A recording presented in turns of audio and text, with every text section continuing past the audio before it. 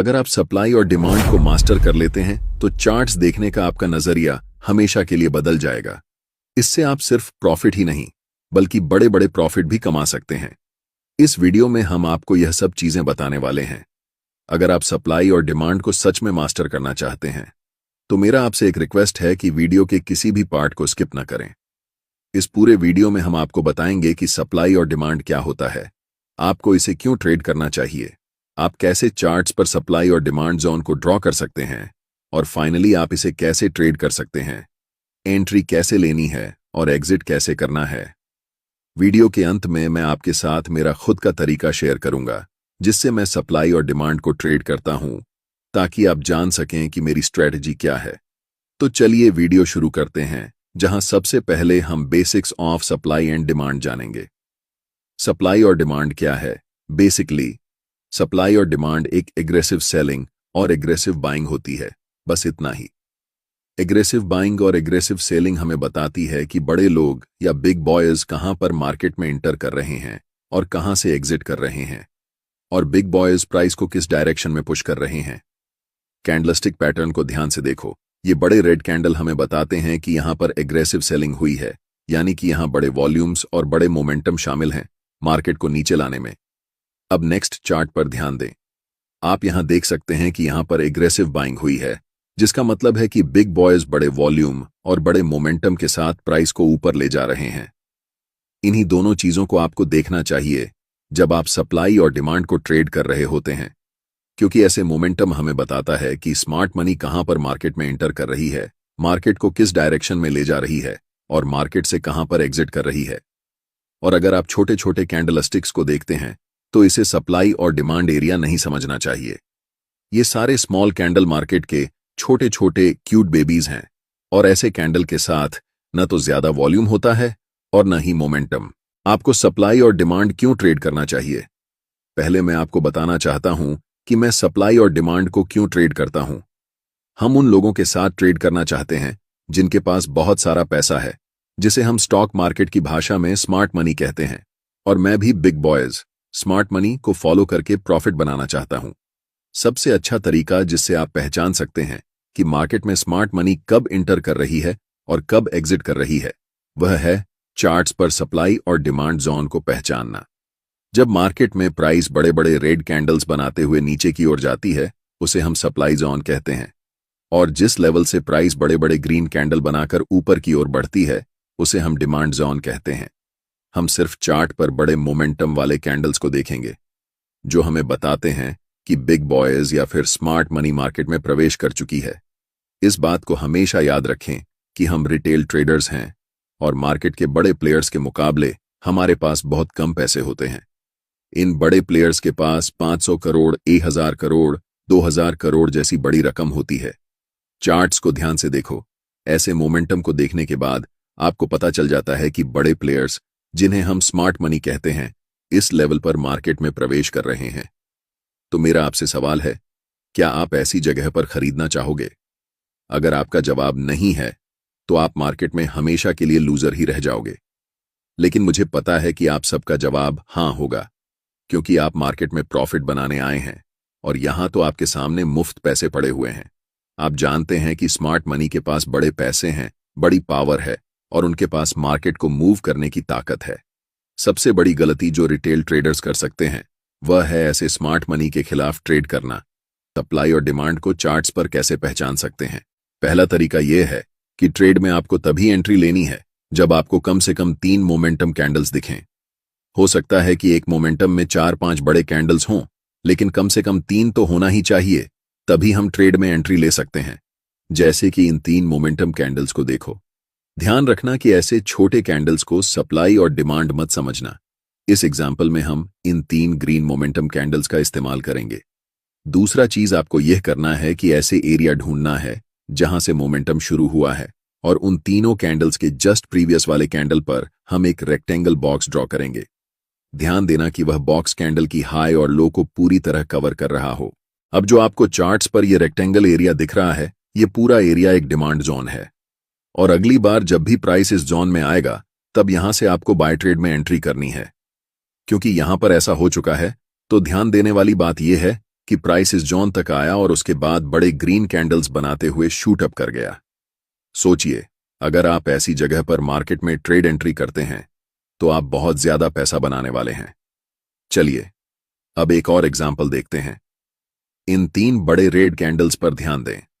यहां पर हमें इन कैंडल्स को सिलेक्ट करना है और इन 3 कैंडल्स के प्रीवियस कैंडल की हाई और लो को टच करते हुए राइट साइड की तरफ खींचते हुए एक रेक्टेंगल बनाना है।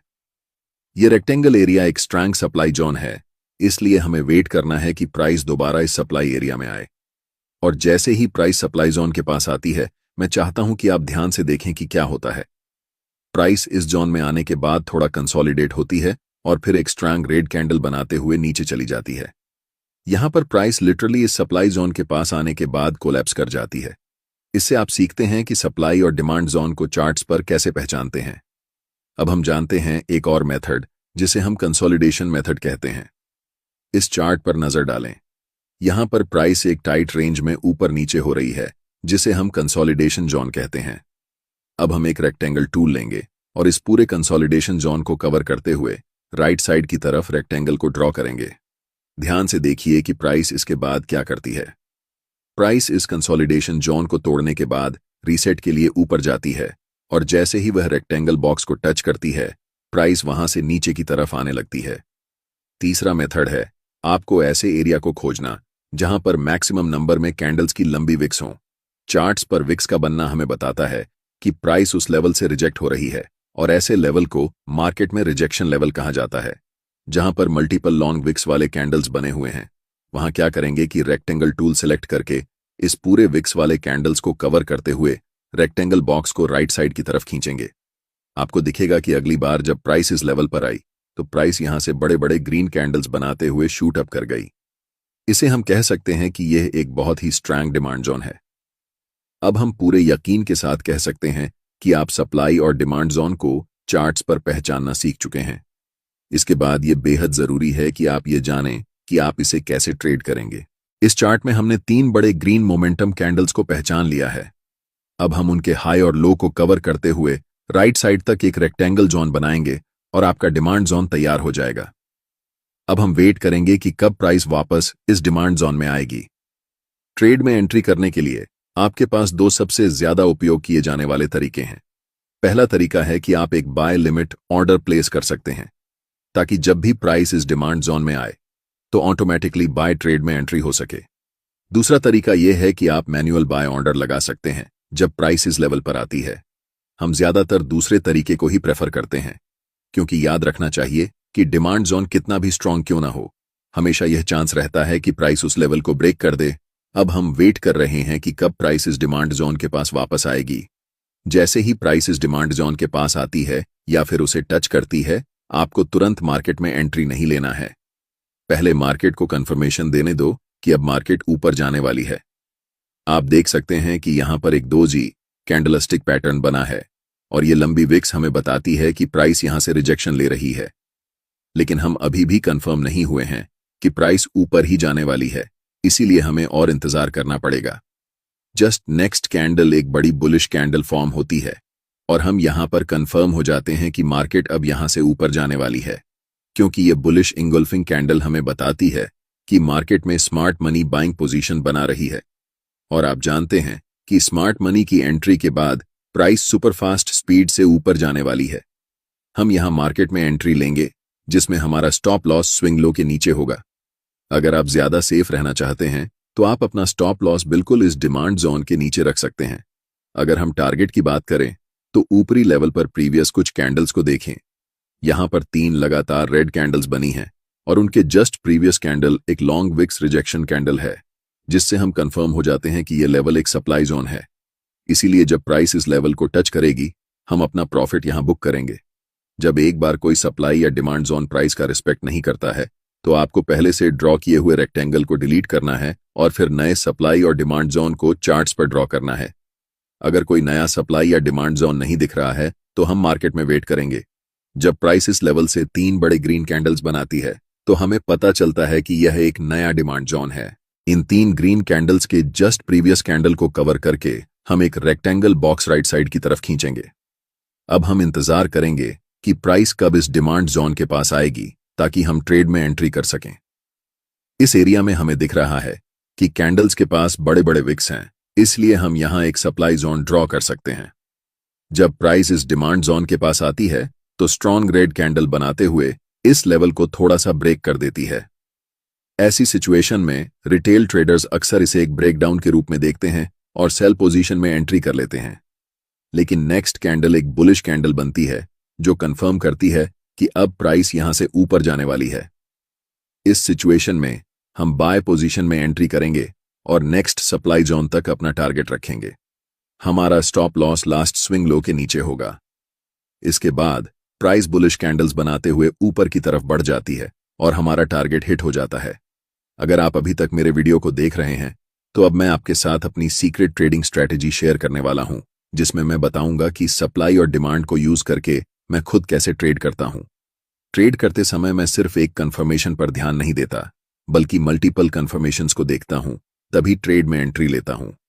एक्सटर्नल कंफर्मेशन के लिए मैं अक्सर फिबोनाची रिट्रेसमेंट टूल का उपयोग करता हूं, और ऐसा मैं तभी करता हूं जब प्राइस अपर ट्रेंड या डाउनर ट्रेंड में होती है। फिबोनाची टूल को कभी भी साइडवेज मार्केट में यूज नहीं करना चाहिए, और यहां एक अप ट्रेंड है, इसलिए हम फिबोनाची टूल को ड्रॉ करेंगे। फिबोनाची टूल में रिट्रेसमेंट को ट्रेड करने के लिए 0.5 और 0.61 लेवल सबसे अच्छे होते हैं। इसलिए जब प्राइस इन दोनों लेवल्स के बीच आती है और एक बुलिश कैंडल बनती है तो हम कंफर्म हो जाते हैं कि प्राइस अब यहां से ऊपर ही जाने वाली है।